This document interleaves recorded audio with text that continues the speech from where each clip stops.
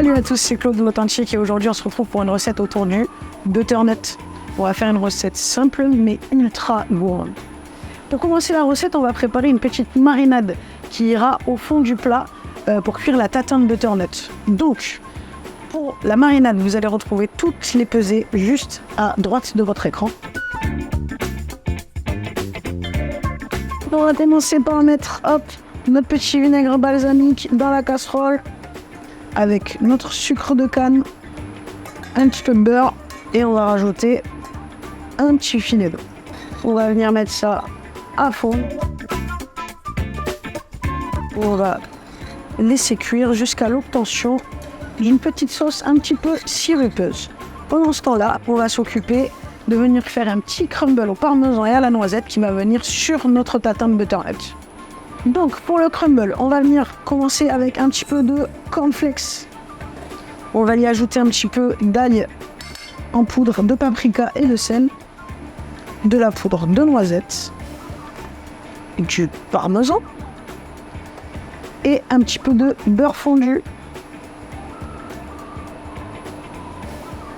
L'idée, c'est de venir mélanger tout l'ensemble. Déjà, rien que comme ça, ça donne envie. Alors, imaginez-moi ça une fois cuit. Une fois qu'on a bien mélangé notre préparation, on va simplement venir l'étaler sur une feuille de papier cuisson ou un cile-pâte. Ok. Et on met ça au four 10 minutes à 190 degrés.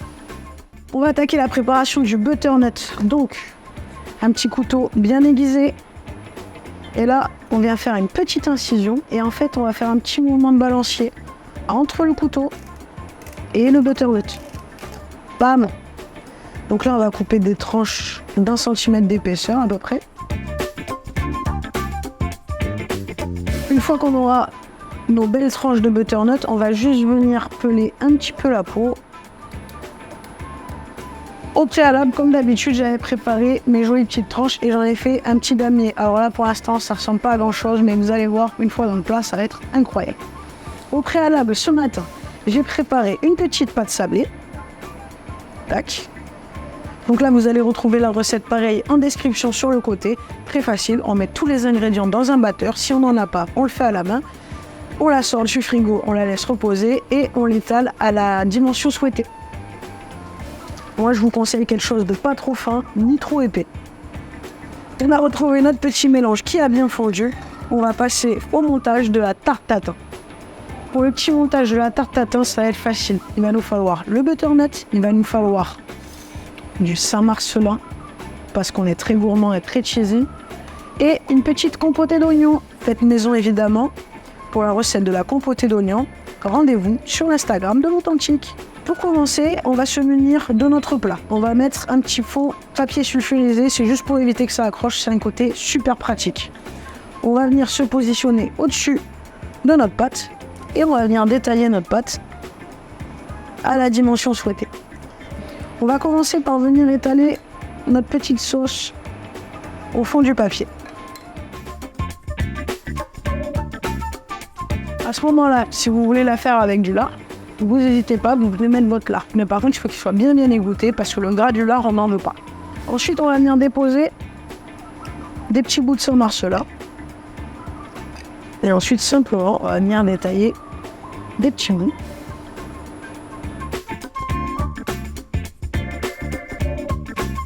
Un petit peu de poivre. Et ensuite, on va passer à la compotée d'oignons. Donc là, pareil, si vous êtes gourmand, vous pouvez en mettre plus.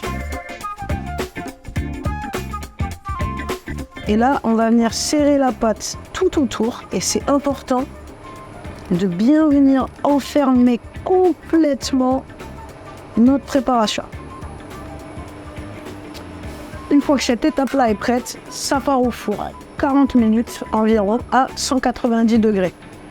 Donc comme au préalable, on a préparé la recette ce matin, donc voici le résultat.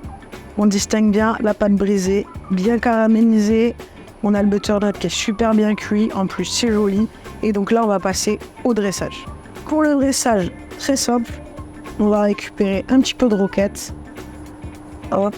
On va rajouter un petit peu de ciboulette et de persil frais. Là, c'est juste pour venir apporter un petit peu de fraîcheur. On va venir ajouter nos traditionnels petits pickles pour apporter un petit goût acidulé, de la couleur. Notre petit crumble.